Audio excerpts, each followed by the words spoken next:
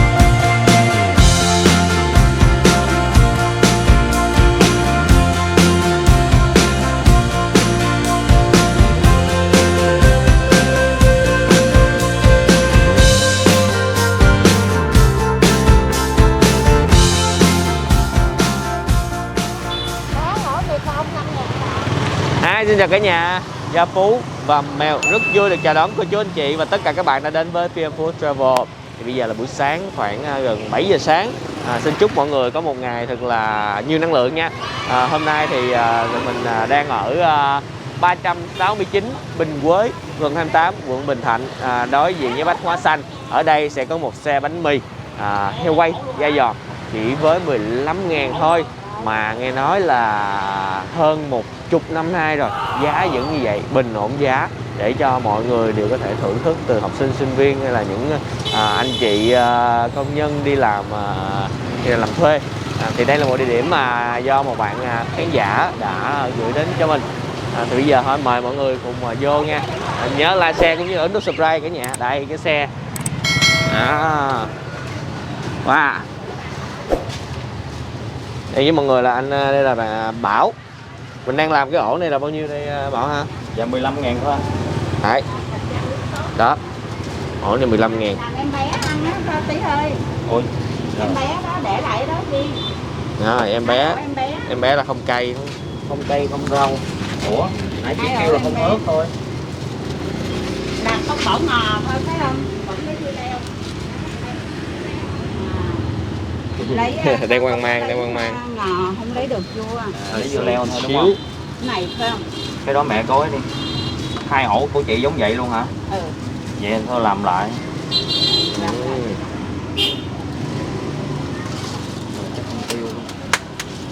Tiêu.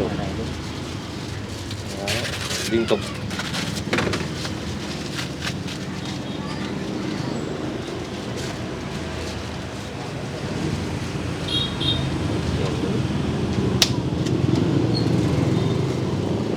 Ngoài heo quay thấy có má lấu nữa nè.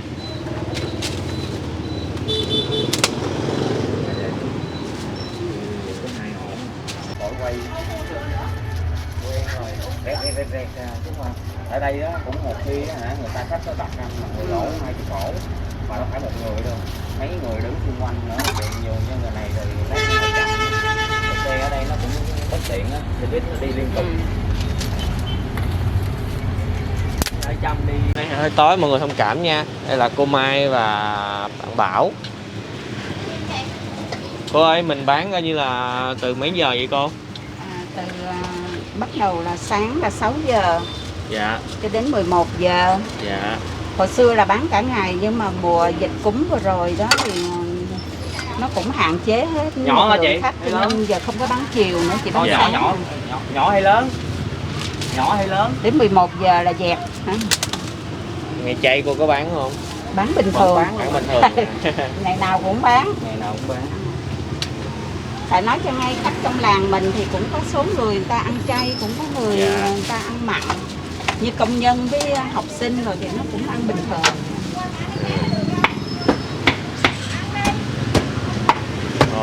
Heo quay là mình có heo quay, phá lấu với cái gì nữa không cô?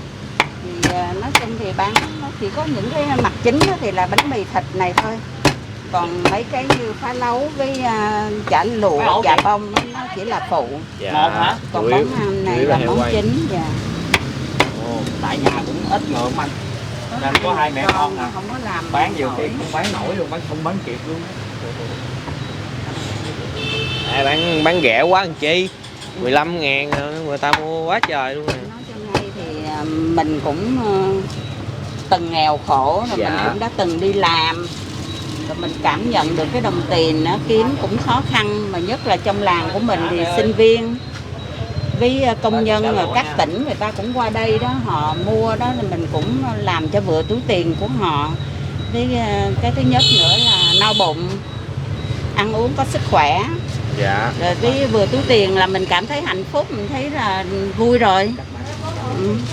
Ở đây là đặc trưng heo quay nè. Cô cho con xem miếng heo quay với. Dạ. Cái này là cô có bán lẻ không cô?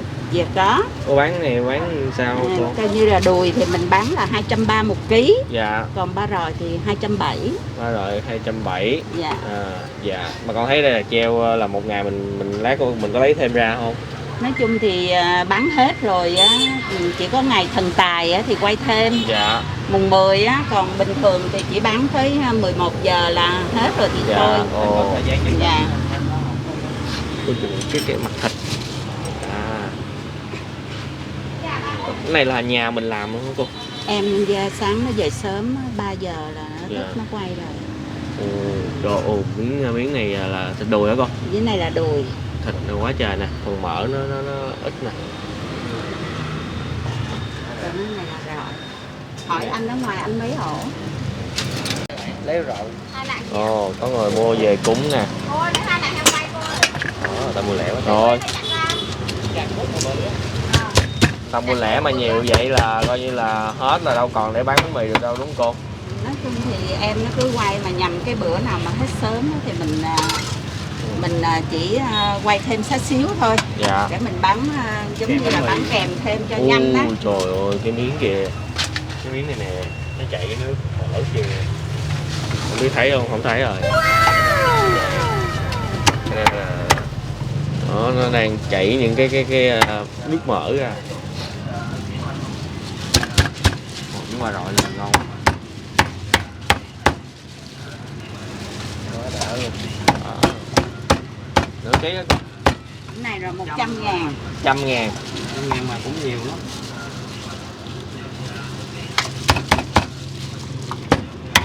Ở ngoài kia hay là chặt rồi. Ngon. Những mà rồi này ba màu á. Bình thường em. Ngon á. Đi rồi đó. 200g. Rồi. Nghe cái âm thanh mà giọt từ da nó rất là đã tai. 201 gram. Chặt lớn miếng hả? Đâu rồi cô bé nào lớn miếng chốt hả? Cái ăn ngoài kia kìa, đang đổ nón 100.000 lớn, chặt lớn một tí. 2 lạng hay là 100? 2 lạng không anh? Ôi, ngon quá trời.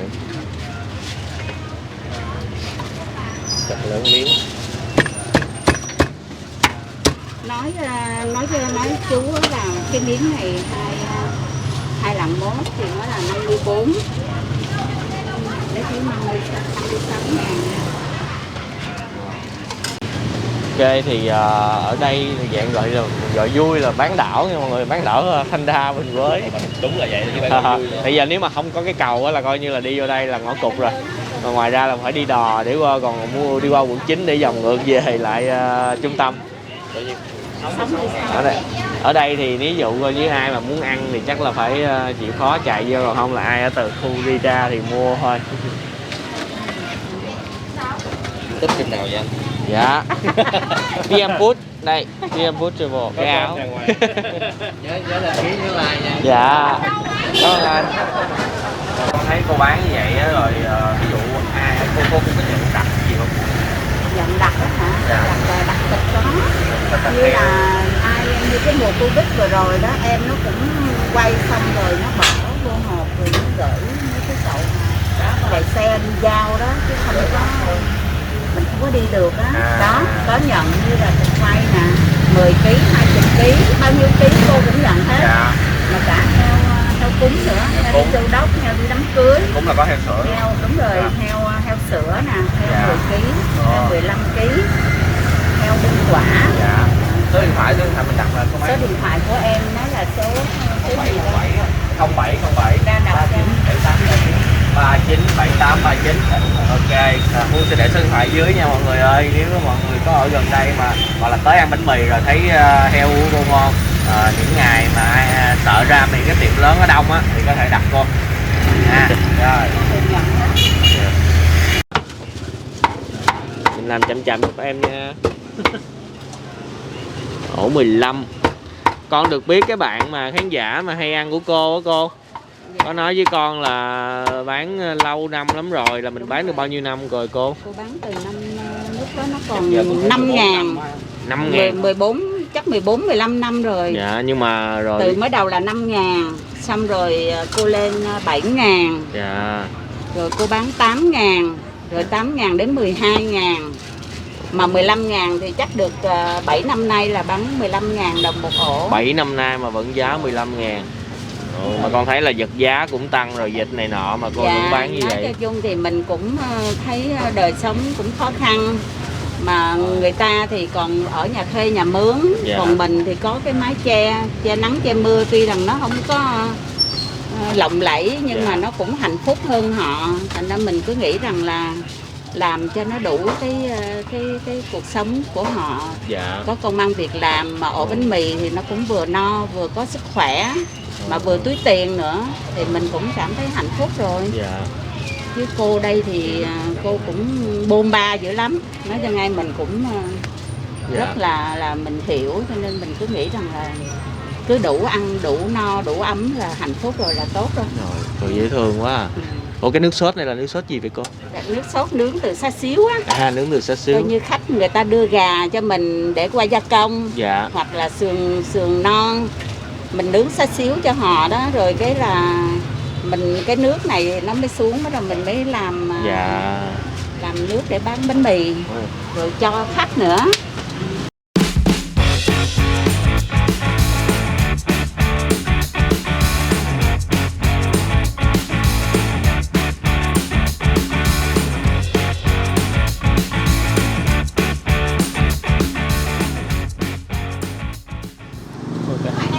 Chương trình ăn bờ ngủ bụi thực hiện ngay tại chỗ luôn mọi người, chứ không cần kiếm chỗ nữa.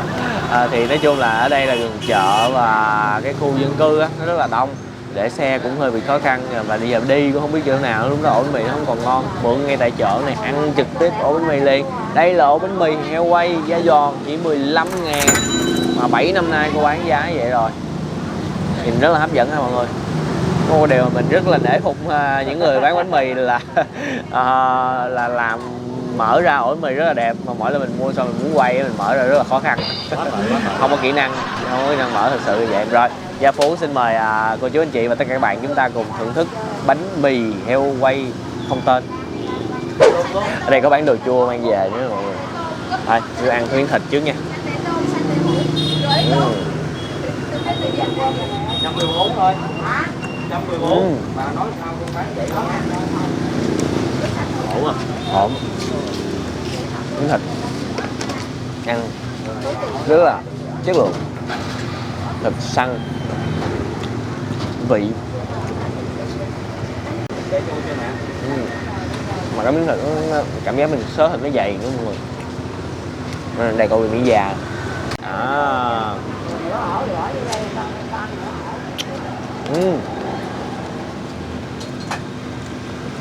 Giòn ơi.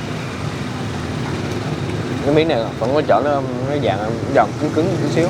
Rồi cả bánh mì 15.000. Quên nữa, cảm ơn bạn Mỹ Kim đã đưa cho mình tụi mình cái địa điểm bánh mì này để gửi đến cho mọi người. Tại vì kênh này đảo bánh mì cho nên quay bánh mì liền.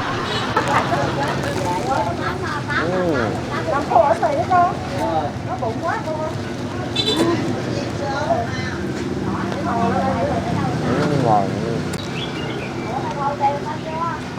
Rẻ. Thời buổi này kiếm một ổ bánh mì hai quay 15.000 vậy. Hiếm lắm đó mọi người. Cô bán 7 năm nay 15.000 một ổ.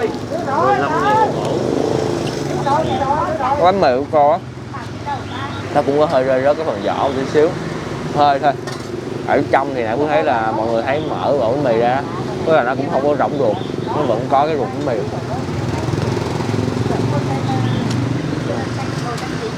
Cái sốt này nó ngọt cho nên là mọi người giờ chan nhiều một xíu, ăn nó đậm đà. Bánh này có độ giòn, độ dai, 15.000.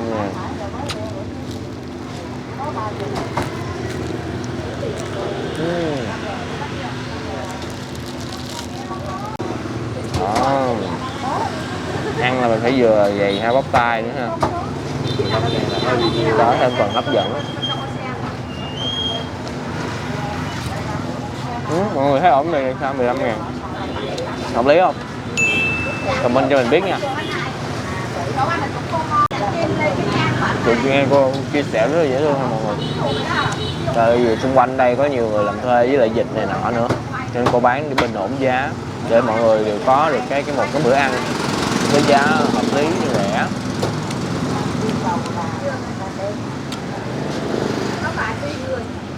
Đó.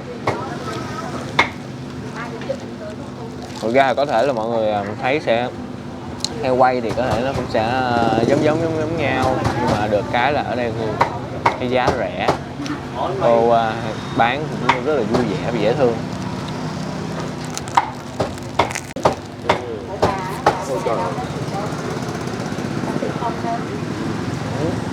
Của mình một bánh lớn hả cô? Dạ.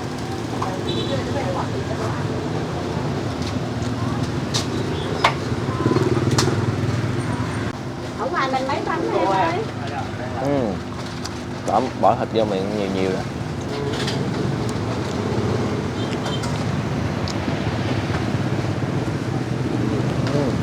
Được thôi.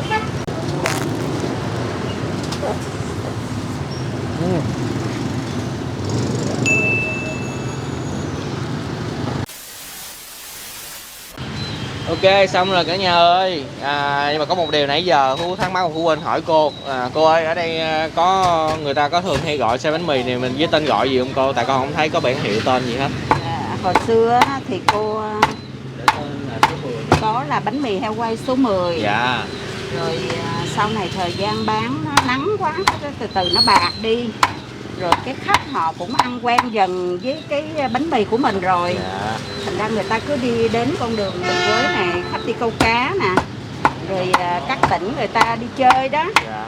Rồi họ ăn quen rồi họ đến cái họ chỉ biết rằng là cái xe của mình đó là nó không có tên, nhưng mà quen thuộc rồi. Cứ nhìn thấy chiếc xe màu nâu á là chiếc xe heo quay bánh mì á là họ ghé họ mua. Rồi đây là coi như là đến đây là không nhìn tên, không nhìn địa chỉ, chỉ nhìn xe và nhìn người thôi. Dạ, cảm ơn cô. Bây giờ mời mọi người mình đi cái xe này cho nó thấy toàn cảnh. Rồi. Như vậy là ngày hôm nay đã gửi đến cho mọi người một chiếc clip bánh mì heo quay với giá chỉ 15.000. Cảm ơn bạn Mỹ Kim đã chia sẻ địa điểm này với tất cả mọi người. Thì nãy giờ mình cũng chia sẻ rồi, nếu mà ai ăn thích ăn đậm hơn thì nhờ chan nước nhiều hơn nha, thì ăn ổ bánh mì sẽ ngon hơn. Mình thấy ổ bánh mì vừa giòn và có độ dai. Thì heo quay thì nó giòn cũng sẽ có những cái chỗ nó sẽ hơi giòn, dạng giòn cứng một tí xíu, vẫn nhai được đối với người răng yếu như mình. Rồi, cảm ơn cả nhà đã dành thời gian xem clip từ nãy đến giờ. Đừng quên một món ăn ngon sẽ ngon hơn nếu chúng ta thưởng thức cùng người thân, bạn bè và chia sẻ nó với tất cả mọi người. Xin chào và hẹn gặp lại cả nhà ở những clip hấp dẫn. Ở đây không bán qua app nha mọi người ơi.